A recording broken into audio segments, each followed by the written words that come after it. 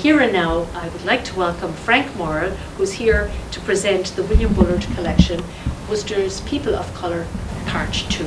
Thank you, Frank. All right. Thank you, Margaret. I hope this works. But before I begin, I'm very fortunate tonight that I have one of the descendants of this research with us tonight, Bonetta Kufor, right here. She'll be speaking afterwards. Bonetta has gone from, I don't know who this person is, to a descendant, not a descendant, to a friend. Bonetta lives in Worcester, and one of the photographs out there we'll show you later is her grandmother, and she has a relative from Worcester who was one of the individuals who wrote a slave narrative, having been born a slave. That is one of her direct relatives, and it's a published narrative of my life as a slave. She moved to Worcester, and she had lived many years as a slave, so I think she decided that I'll live many more years free, so she lived to be 104 years old. So she had lots of free years. But we'll begin tonight. I always like him. He's the classic. You're going to see a few pictures that I also showed last year, and then a lot of brand new stuff. Now I'm hoping. Oh, isn't that excellent? Yes. What we're looking at here, and Bonetta has other things she will comment on later. Bullard was born in 1876, died in 1918 by his own hand. He hung himself after his mother died. He was a very jovial, fun-loving, from what I can research, guy who did strange pictures. I mean, there's a selfie of himself with a derby hat on, and he just fell into, I would say, bad health in 1917, couldn't take pictures anymore. His mother died, and within a few days he committed suicide. That's him up in the right. That's his brother, Marcus. This is Robert. I found Robert's grandchildren, 4 women, 2 of whom are still living. I spoke with one of them and told her about this. They knew they had a great Uncle Bill, but they had no idea he was a photographer. They had nothing. They had no knowledge of any of it, so I sent them pictures of their grandfather that they'd never seen. I have about 20 of Marcus. He lived, I could have known him, he lived till 1969, he was 91. Wow. But I didn't even know any of this existed at the time, or I could have had better use of it. As you see, he took some strange pictures. Look at his shoes. Probably wasn't wealthy at that time. Those pictures are taken in North Brookfield. That's his cousin, Bertie, and his grandmother. This is a great picture of Bill in the military, taken in 1902, wearing all his medals. The only problem is he was never in the military. That's a little bit of a hang-up. His brother Henry was in the military, and I was able to, putting ears, fingers, all this together, hints, all this guy left, find his brother among other soldiers, and then I found a picture where I identified him. So he would go and visit his brother at Camp Framingham, which is right where the Mass Pike is as it goes through near the State Police Barracks. And this is a quick shot of where he lived. You don't have any idea where that is, but now you do. Oh, wow. And he lived down a side street. This is May Street. He lived down this side street right here. Just take a right. House is still standing. And that's what it looks like today. Wow. So that's a 118-year difference in those 2 pictures. And he lived in that house, which is still standing. I, through tremendous research and unbelievable amount of luck, found some pictures of an interior of a home. He did some of those. And I saw his bag on the floor. He always had his camera bag, and it was closed. This was only last fall. After all the 8 years of research, I had his other house inside. And I said, wait a minute, why would it be closed? Unless he was doing something in the house with his house. So I drove over there, knocked on the door. A little old lady from the Dominican Republic who's owned the house for 19 years came to the door. She brought her granddaughter in, and I had the picture of the inside. And they're saying, there is a strange old man at the door with a picture. Why? What does he want? And I showed them. And the girl took the picture, and I said, it's not going to be it because it has really high ceilings, and this house doesn't look like it would have at that time. Because he lived there before he moved to North Brookfield.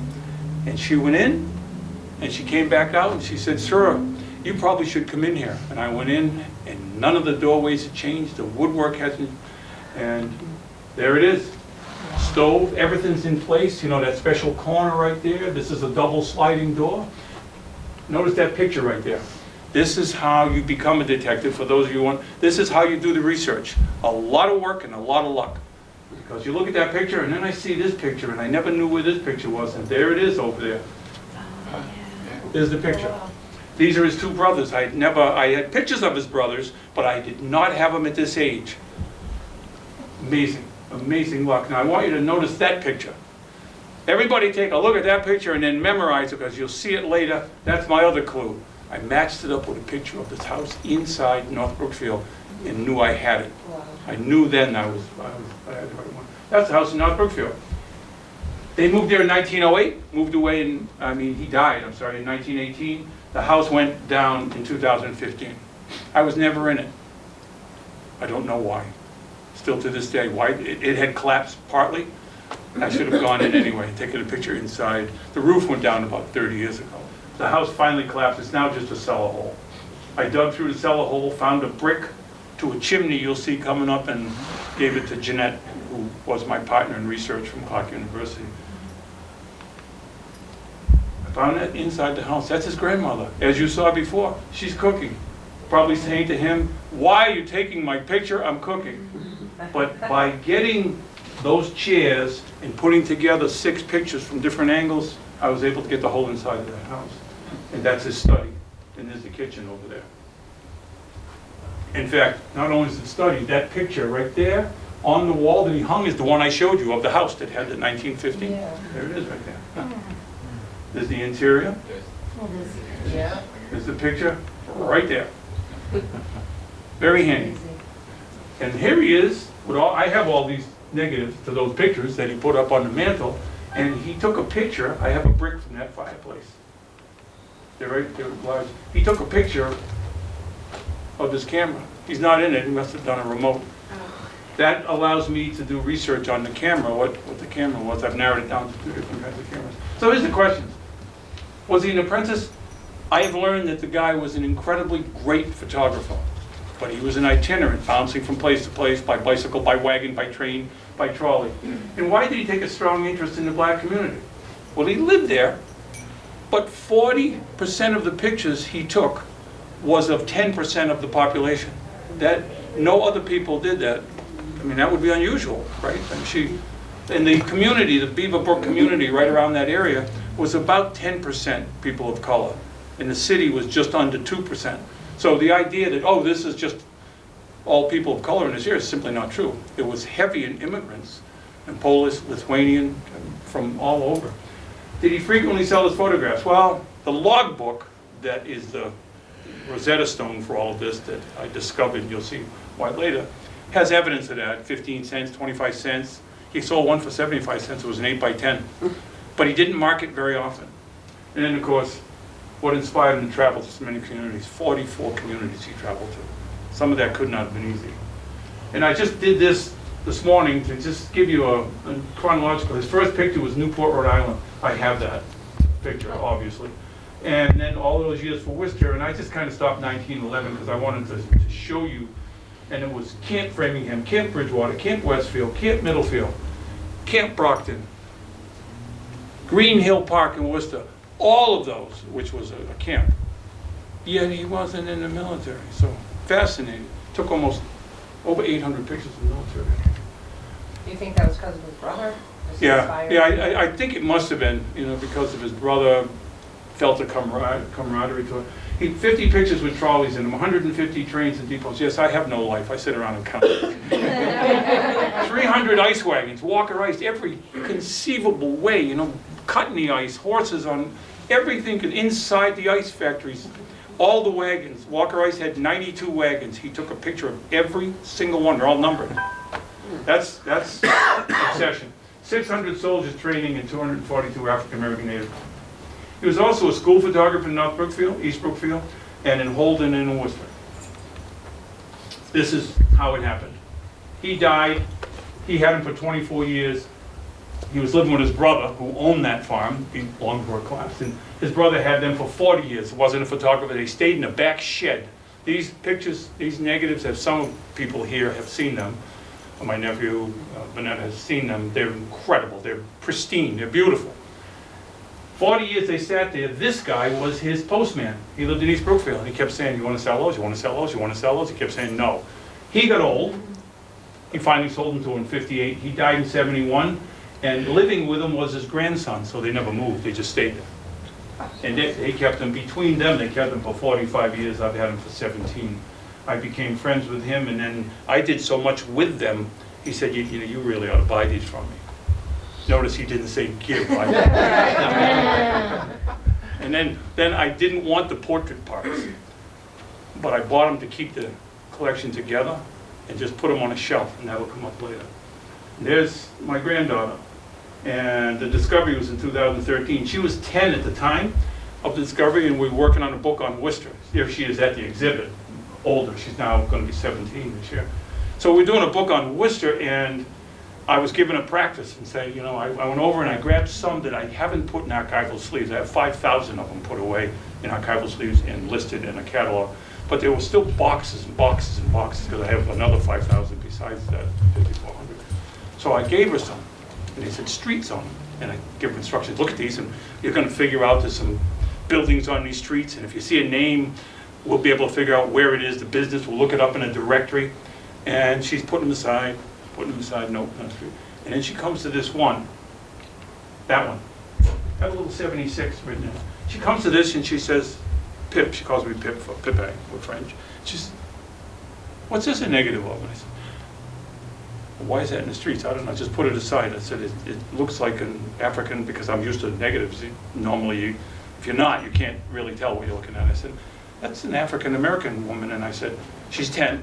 I said, you know, they used to go by colored, Negro, black, and I went through all that. It was great teaching moments. She listened to me. She put it aside. Well, months went by and we went to work on a Charlton book. Same kind of book, a new book from her hometown, Charlton. And of course, I always tell her, put stuff away. She sees it still on the counter over to the right. She tells me, I said, yeah, I know, I'll put it away. And she picked it up.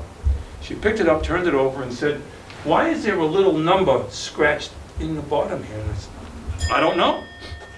And then I thought about it for the next couple hours, and I said, wait a minute. When I bought this collection, there was some paper. There was an old book, an account book. Old account book. Don't even tell me the guy is telling me. And here we are. And I started researching, and I connected with Jeanette, and I've been researching now for more hours than thousands of hours, obviously. We've traveled to Camden, South Carolina, where the slave plantation was, that many who came to Worcester were from. And this has worked out well. That's what it looked like. It was a major exhibit for 4.5 months. You know, you claim you have your 15 minutes of fame, and in this, you'll see later, relatives of Vanetta. This was the opening to the exhibit right as soon as you walked in. And 15 minutes of fame came all kinds of stuff and newspapers, and we even got into international. London Daily Mail covered it. It was great because, come to find out, it was a very, very, very rare thing. There are bigger collections, 500, 600 of areas of blacks, but they don't know who they are. And I can identify 80% of the people, and we've researched all of them. And so that doesn't exist. It's the only one in the United States. And there we are. Look, and this is Jeanette. That's the lady from the Worcester Art Museum. And there are people looking. It was 3 rooms full in a hallway. And the book, of course, is the value. I keep it, obviously, now locked up. And they put it inside this case. And that's what one of the pages look like. And this is Perkins. You're going to see this guy, Ike Perkins, right here. You're going to see him. He lived on Abbott Street. Abbott Street is right off of Chandler. There's an Abbott Street school. It's a condos now, isn't it? Right. Yeah, it's condos now. And that's what they made a special display case and put a lot of the negatives on display. As you walk up, the light would go on. You step back and go away. Oh, you guys went.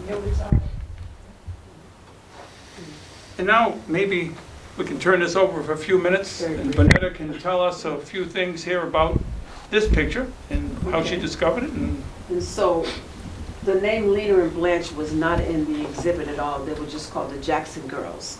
And Jackson's, Lena and Blanche were, Lena was my grandmother and Blanche was my mother's, let me get this right. Blanche is Lena's sister and Lena was my grandmother. That's easy for me to say. And Lena was born in Worcester, but her mother was born in Luray Cabins, Virginia. She was a slave herself. And what happened was that Bethany Veeney, who was a slave in Virginia, actually went to some men from Providence and said, "Can you buy me and my son? I want to get out of here." Of course, any slave would want to get out of there. But they said at the time, "We can't do it. We have to wait." So they came back, and they actually bought her for $700, her and her son, she and her son, for $700. She went to live in Providence, Rhode Island. And then, I'm sorry, I should stand up. So she went to go live in Providence, Rhode Island, but she was asked to come to Worcester to take care of a sick family member. She came here and she said, "I love it so much, I'm going back and I'm staying." Unfortunately, her son, Jerry Veeney, had passed away about 6 months after he arrived in Providence. So it left Bethany, and she went back to Luray, I think, about 6 or 7 times to bring up other family members. And the name Jackson was her son-in-law, Aaron Jackson, who came up with her daughter, Charlotte. She went back and got some more people and brought them back, went back and got some more and brought them back. And oddly enough, because she was a strong Christian woman, had strong faith, every time she went back, she brought something back for the people who held her as a slave. She bought them a gift. She bought them nice gloves and so on like that. And her husband, Frank Veeney, he was still in Virginia because he didn't want to travel up north with her. So I guess she said, "See ya." You know? And she says, "I have a chance to be free and you don't." He was a freeman. He was a freed black man and he was working on the railroads, but he didn't want to take that venture up north. So she left him. And her true love was really the father of her daughter, Charlotte. His name was Jerry Ficklin, or maybe Jerry Manafield, because we're not quite sure. That's the difficulty in knowing who you are. So, oh, and lo and behold, there's Laura Pearson, who is Lena's daughter. That's my mother. I'll interrupt her just for a second. Yeah, She's used to please. me. When we went to see Laura, we heard about her before Panetta, and she passed away just before the exhibit opened. But she was a force, believe me. And we were talking with her, and I said, "Do you know anyone else?" And we're documenting this on video, which I could play. But she said, "Oh yes, you need to see Elizabeth Hill." Yeah, Betty Hill. And I said, "Do you know it?" "Yeah, she lives on Perkins Street." I said, "Do you have her number anywhere?" And she spouted across her phone number. And I said, "Oh, you talked to her?" "No, I haven't talked to her in a long time." And had a good then memory she for numbers. She continued had to a good give memory. addresses and phone numbers and never looked in a book. Right.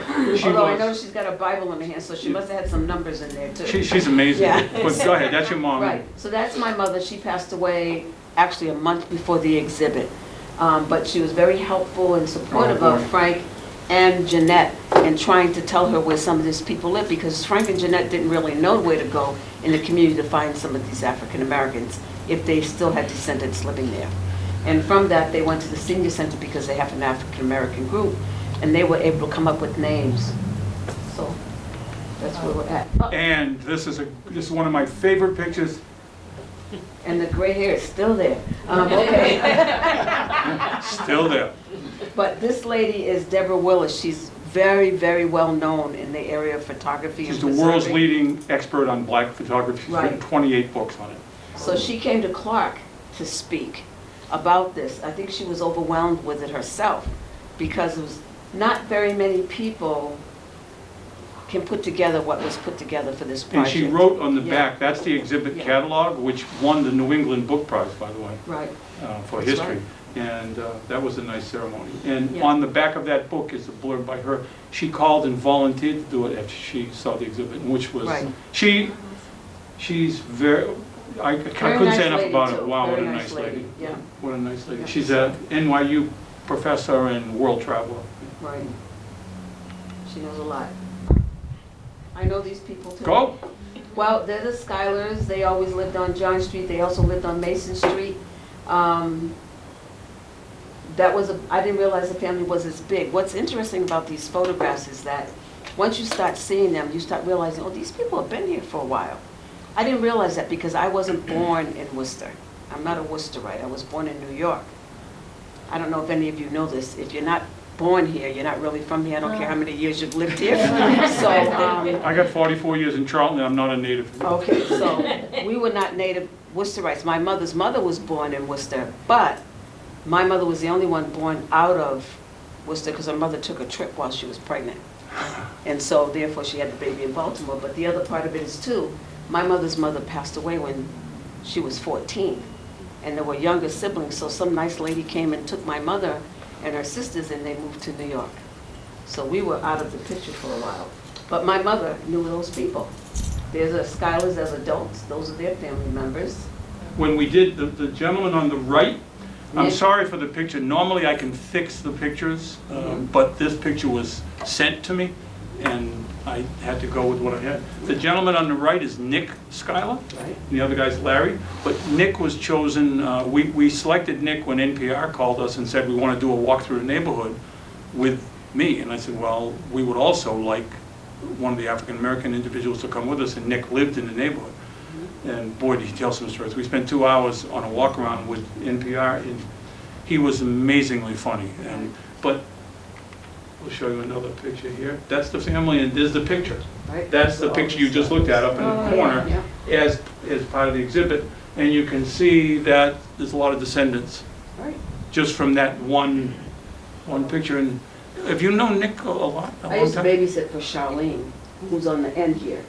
I Oh, used to so- babysit, and my mother was very good friends with their mother, Janet Schuyler. This is a different group because we talk about people of color. This gentleman, James Johnson, also had Nipmuc, Native American heritage. He died shortly after this picture, and I'm going to show you a picture now that many people haven't seen. Some of these you've seen, and some you probably haven't. And that's this one.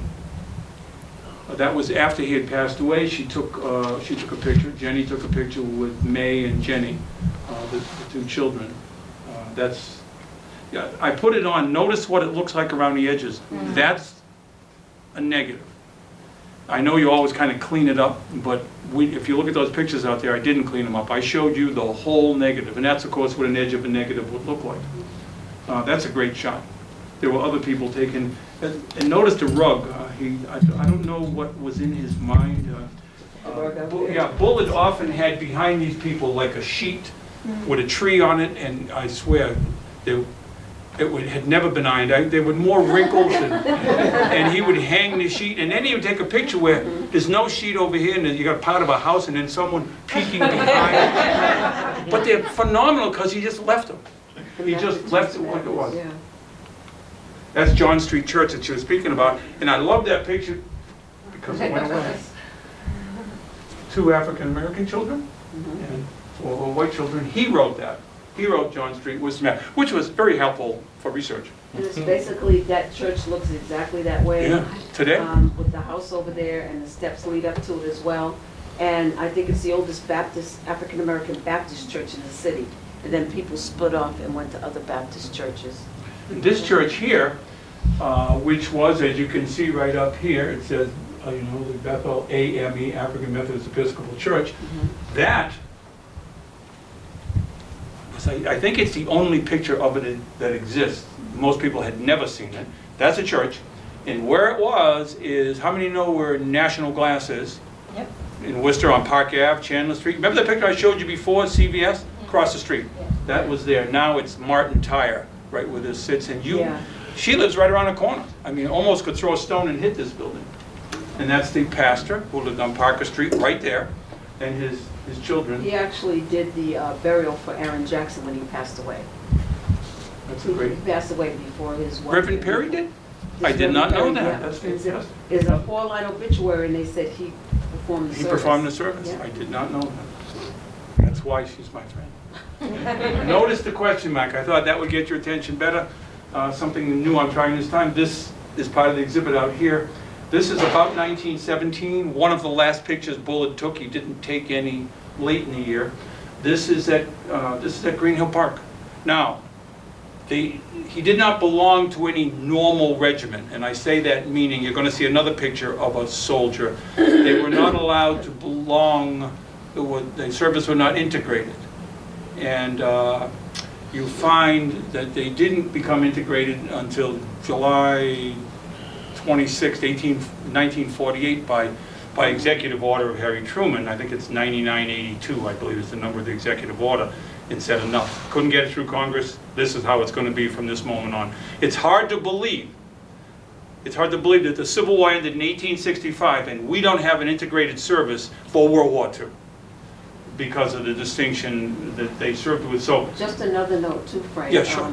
There was another camp on Camp Street off of Southbridge Street in Worcester. I think Camp Street's off. I get my street. no, that's right. It's off Yeah. of Cambridge Street. Cambridge Street, Off of thank you. Cambridge. Cambridge, Southbridge, Canterbury, I get them all mixed up.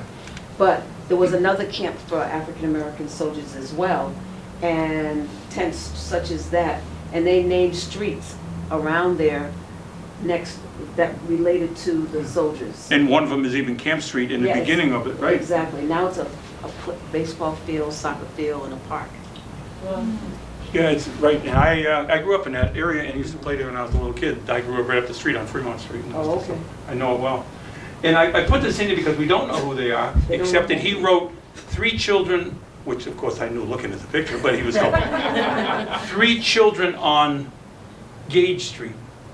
Gage. Now, Gage Street, you know, that's a very steep, how many have ever been to like East Park on Shrewsbury Street?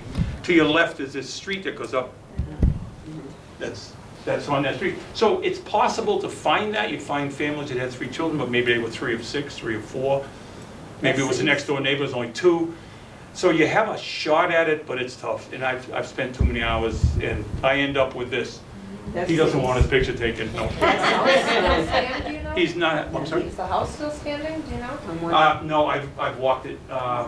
Well, the house could be, and I'm a clapboard counter, brick counter. The porch is not there. You're going to see another one coming up.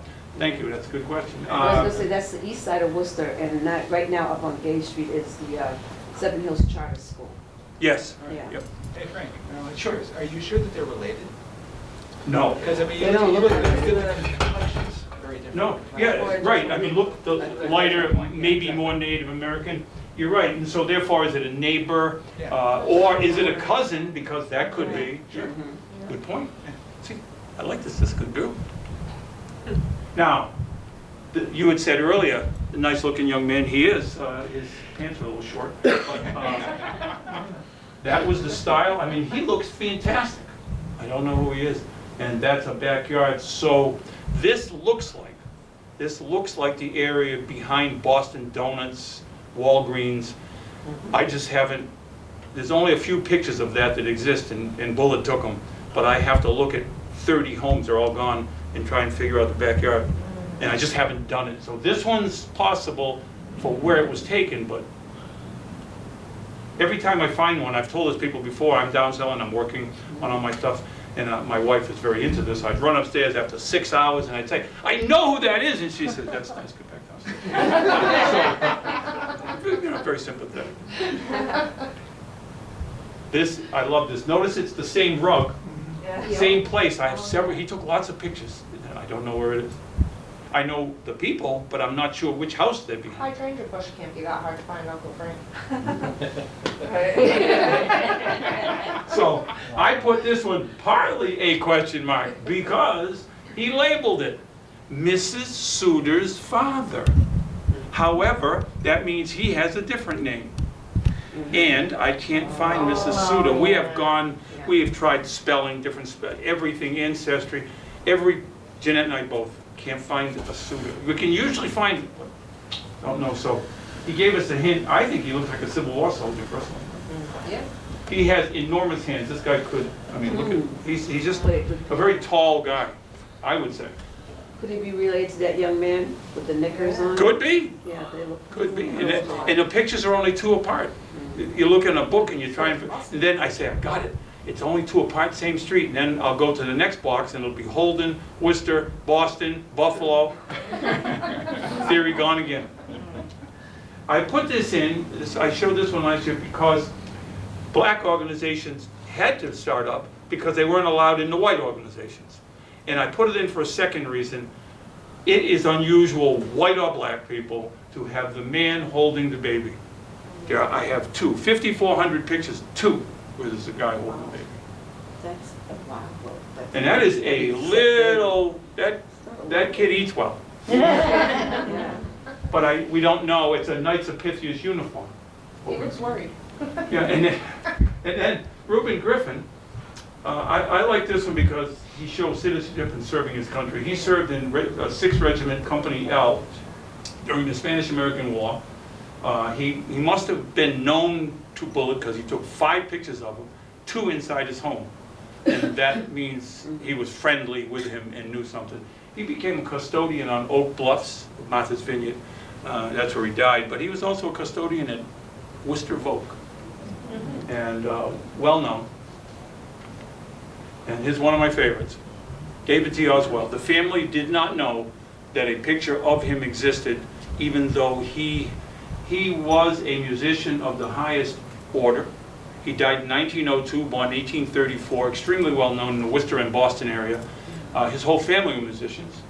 And this, I know it's kind of, because of the way I took the picture, it was up high, and it was in a man's home in Maryland, Silver Spring, Maryland. And there he is, D.T. Oswald. And down here it talks about all the music coming in is all going to be played by him. Overture by Oswald's orchestra, and 1880.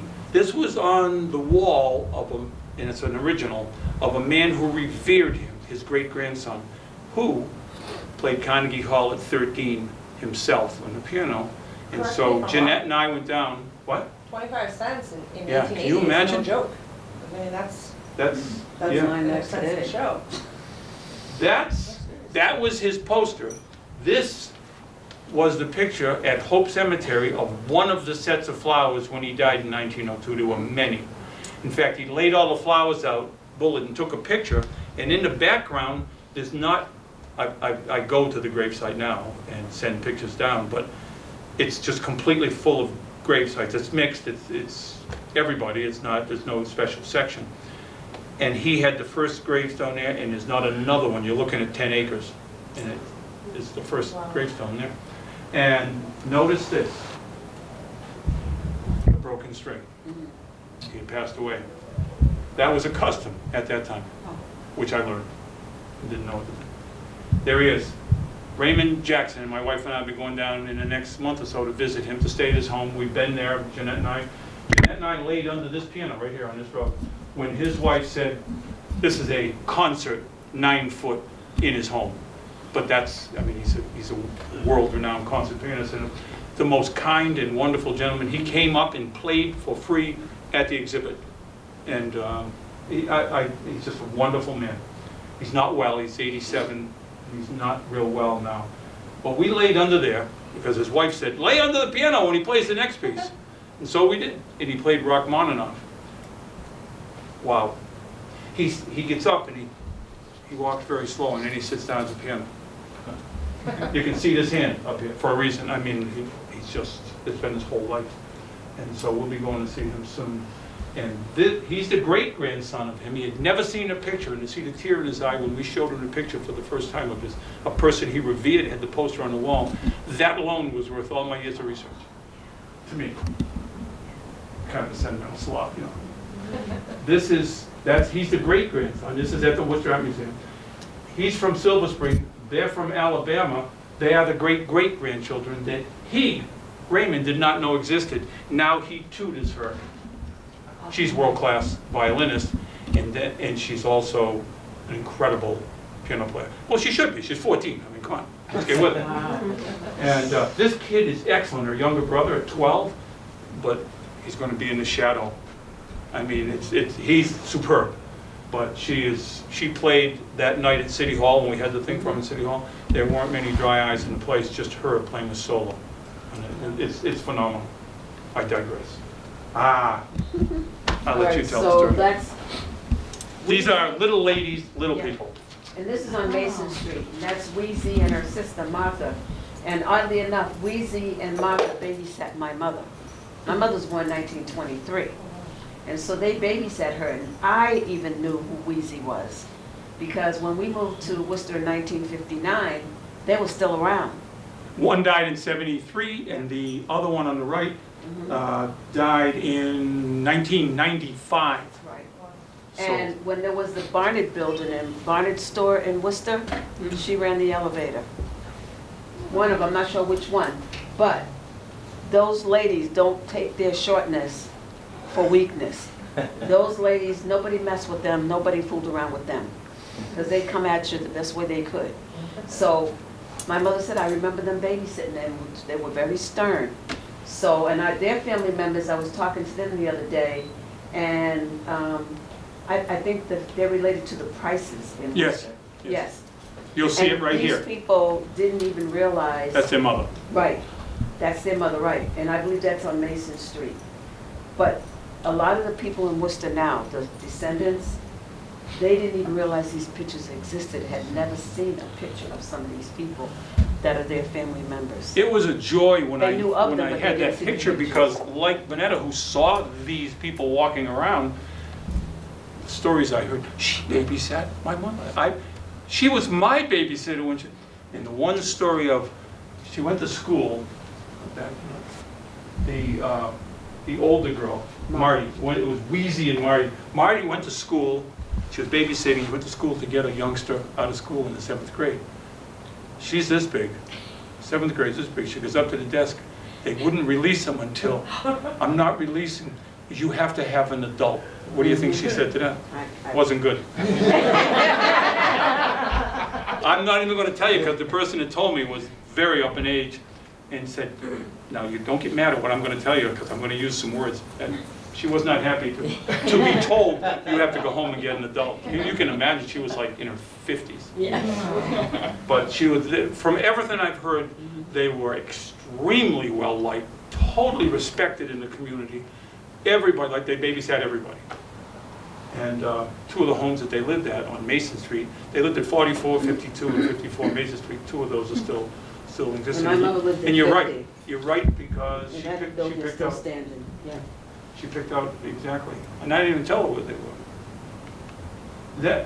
It took me a while to figure that one out. That took some research to figure out to dates and to go into the genealogy to get it. But that is their mother. And this is Little Leo Clark. If you go to Elm Park in Worcester, we have the whole Clark family. But if you go to Elm Park in Worcester, there's a Price Chopper on the corner. Everybody, most of you know what it is. Right behind Price Chopper is Dover Street. 13 Dover Street, that's this house. The porch is off it now.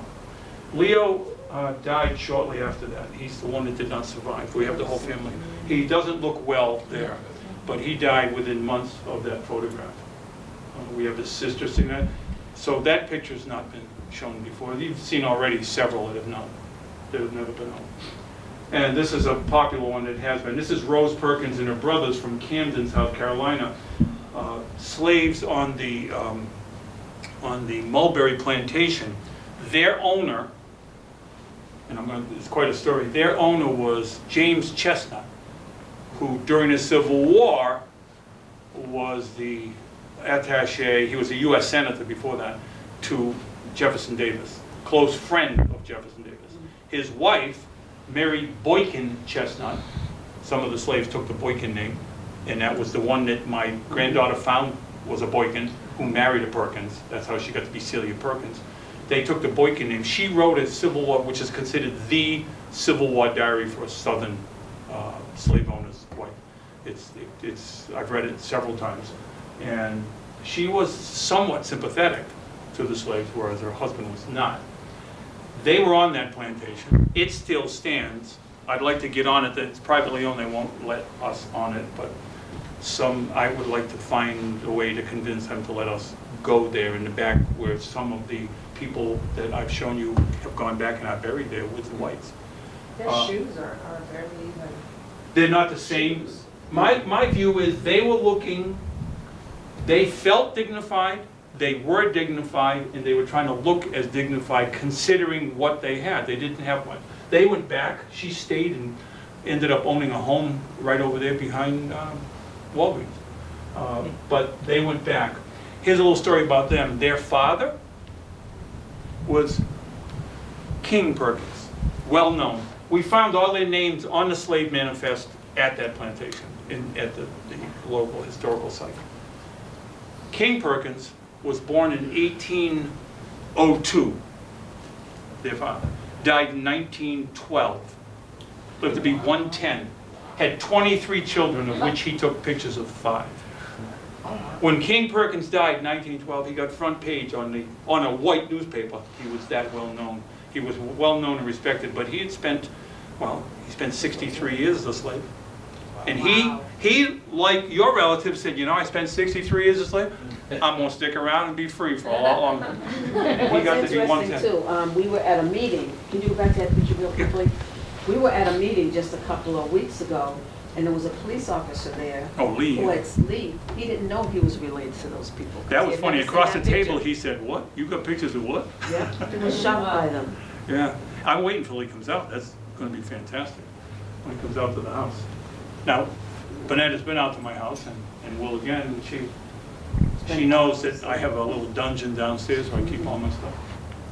This is Rose, and this is Ike. Remember the guy I told you about Ike Perkins before that was on that page that was written?